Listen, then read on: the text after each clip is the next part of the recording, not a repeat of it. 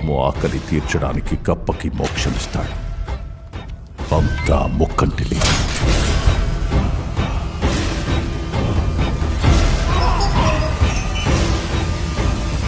మీరంతా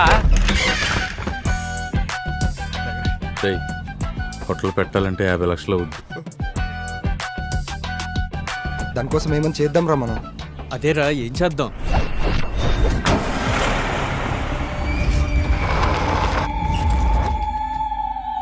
అయినా మన కాసిమలి బంగ్లాకి వెళ్ళడం ఏంటి? ఆ కాసిమలి బంగ్లాలో బుక్ దొరకడం ఏంటి? ఆ పుస్తకంలో ఏదో విషయం ఉందిరా. అంత ధైర్యం చేసి ఇంట్లో కూడొచ్చుంటాడంటే ఏం జరుగుతుందో కూడా తెలియట్లేదా రూమ్లో?